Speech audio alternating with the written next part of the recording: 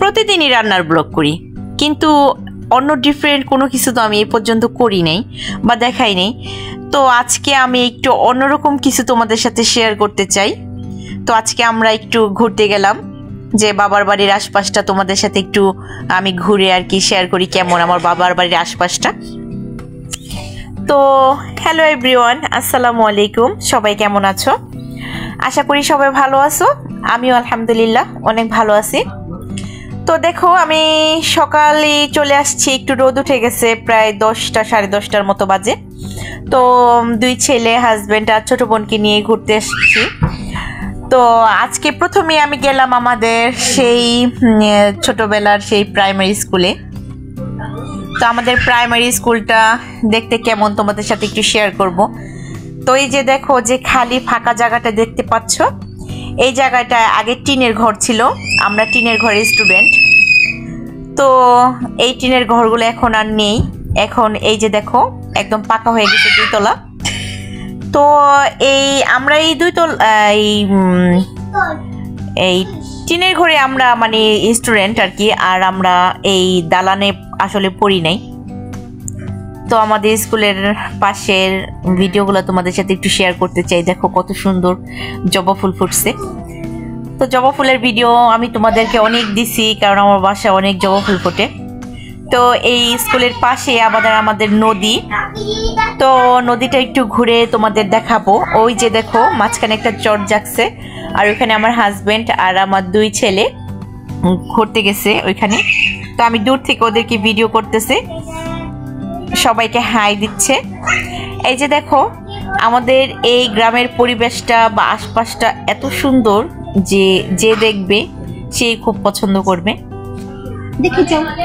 তো দেখো আমাদের এই নদীর আশপাশটা দেখতে কতটা সুন্দর। আর এখন পানিটা কমে গেছে, যার কারণে আরো মানে একদম কাদা কাদা। আর আমার ছোট বোন এদিকে পা ভিজাইয়া হাঁটতেছে। আর আমি আসলে ওইরকম এত কিছু পারি না, কারণ ওগুলা আমার দ্বারা হয় না। তো আমি তোমাদের আশপাশটাই দেখাচ্ছি। দেখো কতটা সুন্দর, একদম চোখে না দেখলে বিশ্বাস করতে পারবে না যে জায়গাটা কতটা সুন্দর।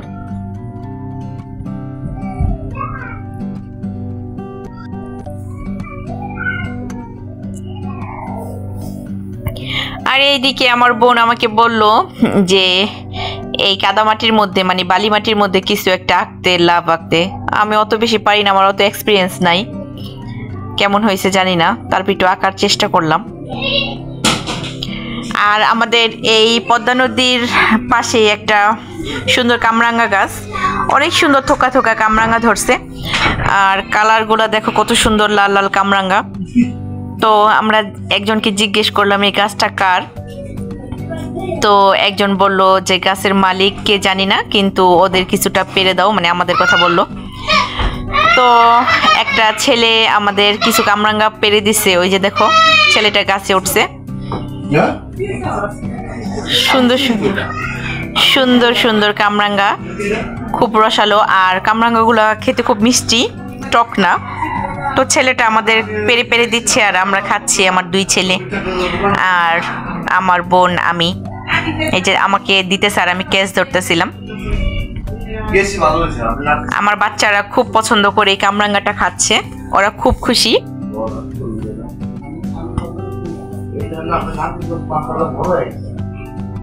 এই যে দেখো আমার ছেলে কত সুন্দর করে কামরাঙ্গা খাচ্ছে,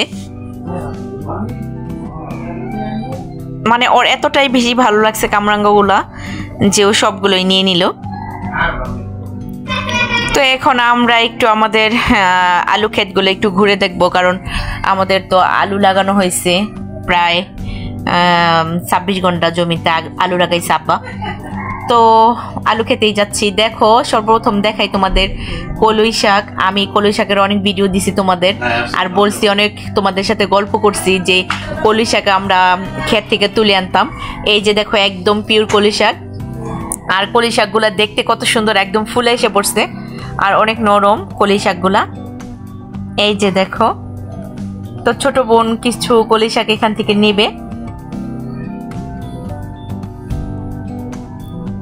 আসলে কলই শাক খেতে আমার এত বেশি ভালো লাগে, তোমাদেরকে আমি বলে বোঝাতে পারবো না। এই শীতকালে কলই শাকটা আমার খুবই পছন্দ, আর আমি খুব কলই শাক খেতে পছন্দ করি, কলই শাক আর পোনা মাছ। এই যে দেখো কত সুন্দর সুন্দর কলই শাক, আর বাজার থেকে কিনলে তো বড় বড় করে কাটে, আর কলই শাকগুলো মোটেও সুন্দর লাগে না খেতে। আর এই যে দেখো আলু গাছগুলো, মাশাআল্লাহ কত বড় হয়ে গেছে আমাদের জমির এই আলু গাছগুলা। দেখো আমাদের গ্রামটা কত সুন্দর আসলে। আর ওই যে দেখো ওইদিকে হচ্ছে আমাদের বাড়ি, আমাদের বাড়ির পাশেই এই আলু ক্ষেতগুলা। তো আসলে গ্রামের পরিবেশ আসলে খুব সুন্দর, কিন্তু আমিও গ্রামে থাকি, বাট আমার শ্বশুরবাড়ির ওইদিকে এরকম ক্ষেত নেই, মানে জমি টমি নেই, ওই জায়গায় সব আবাসিক প্লট। তো দেখো আমরা এই জমির আইল ধরে ধরে হাঁটতাছি। আর এই আইলটা কি, এটা যারা গ্রামে থাকো তারা অবশ্যই জানো যে আইল কাকে বলে। মানে যে পাশে যে চিকন রাস্তাগুলা থাকে এগুলাকে আমরা আইল বলি আর কি। তো এই জমির আইল ধরে ধরে আমরা হাঁটতাছি, আর আমার ছেলে দৌড়াইতেছে। তো আমরা এখন সরিষা খেতে যাচ্ছি। আসলে সবকিছু একটু একটু ভিডিও করার চেষ্টা করতেছি আর কি। এই যে দেখো সরিষা ফুল গাছগুলা কি সুন্দর লাগতেছে, মানে একদম চোখে না দেখলে বিশ্বাস করা যাবে না। ক্যামেরার চাইতে বাস্তবে দেখতে আরো বেশি সুন্দর। তো আমার ছোট ছেলে আর আমি একদম ক্ষেতের ভিতরে ঢুকছিলাম। আর এই যে দেখো আলু গাছগুলা সবুজ, আর ওই যে আমাদের স্কুল, মানে বলার কোনো ভাষা নেই, এত সুন্দর পরিবেশটা আর এত ভাল লাগতেছে হাঁটতে। তো আমার এই ভিডিওটা তোমাদের কেমন লাগছে অবশ্যই কমেন্ট করে জানাবে যে আমার বাবার বাড়ির এলাকাটা আশপাশটা কেমন।